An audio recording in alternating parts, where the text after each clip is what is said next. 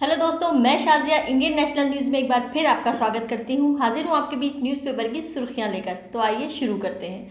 Corona vaccine से सियासी immunity पाने की चाहत, बीजेपी का वादा बिहार में फ्री टीका। विपक्ष ने पूछा बाकी राज्यों का क्या। कोरोना वायरस की वैक्सीन अब चुनावी वादों और राजनीति मजबूत करने का हिस्सा बन गई है। गुरुवार को बिहार में बीजेपी ने वादा किया कि राज्य के हर शख्स को फ्री में टीका लगेगा। विपक्षी दलों ने इस वादे पर सवाल उठाते हुए कहा कि क्या वैक्सीन सिर्फ बिहार के लोगों के लिए है।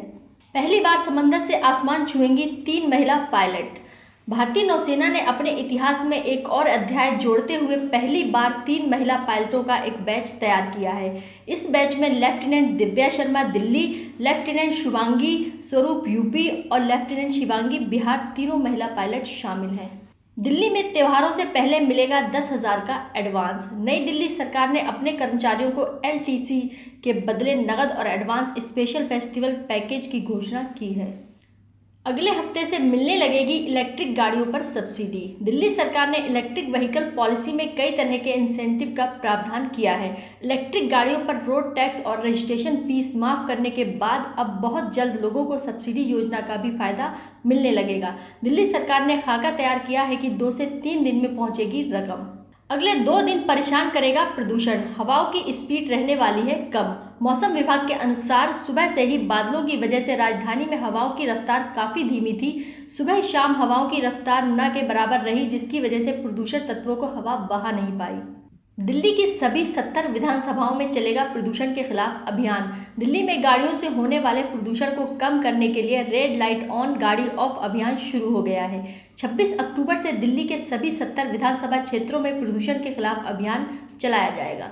नई शिक्षा नीति तभी लागू होगी जब बोर्ड एग्जाम होंगे खत्म, सिसोदिया ने केंद्रीय शिक्षा मंत्री से सहमति जताते हुए कहा कि देश की शिक्षा व्यवस्था में नई राष्ट्रीय शिक्षा नीति की बड़ी भूमिका होगी। हमें इस परिवर्तन को टुकड़ों में नहीं बल्कि व्यापक रूप से करना होगा।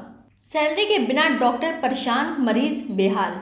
5 अस्पतालों के डॉक्टर जंतर मंतर पर धरने पर बैठे, पूरी नहीं हो रही मांग। पिछले 4 महीने से डॉक्टर और स्टाफ को सैलरी नहीं मिल रही है। टीआरपी केस में 5 टीवी चैनलों के बैंक अकाउंट की होगी जांच। फर्जी टीआरपी केस में आए 5 चैनलों की मुसीबतें बढ़ गई हैं। सीआईयू ने इन चैनलों के मालिकों से उनके सभी बैंक अकाउंट की 5 साल की डिटेल्स मांगी है।